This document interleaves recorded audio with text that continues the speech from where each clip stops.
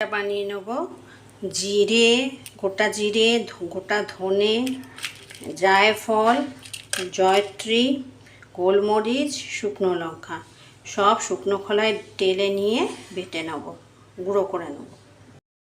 সব মশলাগুলো সঙ্গে শুকনো খোলায় টেলে নেব।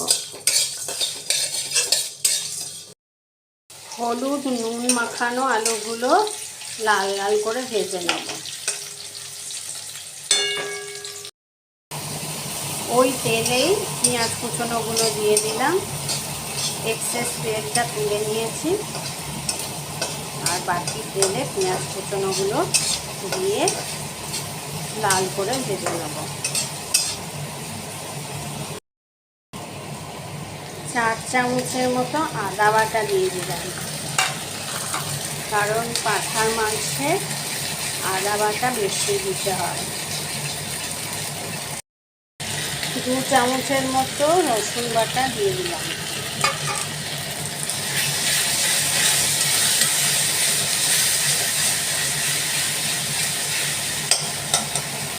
তো বড় বড় আকারে 2টো টমেটো দিয়ে দিলাম।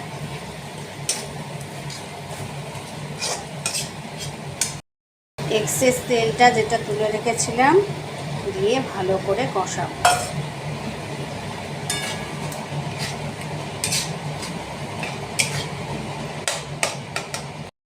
নুন, হলুদ, কাশ্মীরি লঙ্কা গুঁড়ো জলে গুলে দিয়ে দেবো।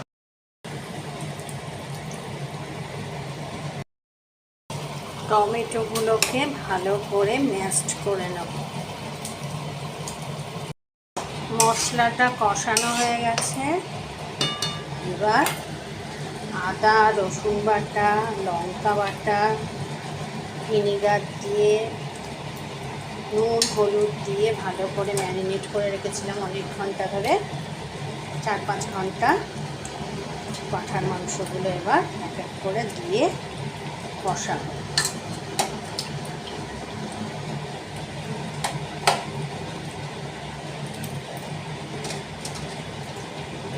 ভালো করে কষিয়ে নেব। যেটা মিক্সিতে বেটে রেখেছিলাম, গুঁড়ো করে রেখেছিলাম, ওটা দিয়ে দেবো।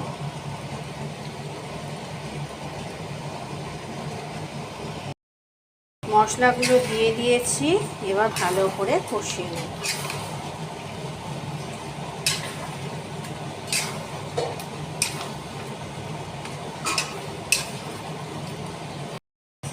আলুগুলো যেগুলো ভেজে রেখেছিলাম দিয়ে দেবো। এটা ভালো করে কষিয়ে নেব।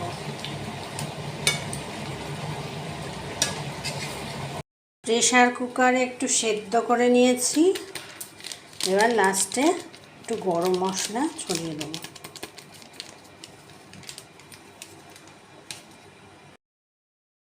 পাঁঠার মাংসটা আমার হয়ে গেছে, এবার সার্ভ করব।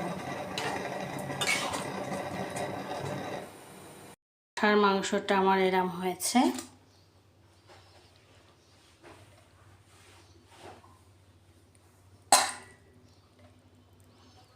স্যালাড দিয়ে গার্নিশ করে দিলাম।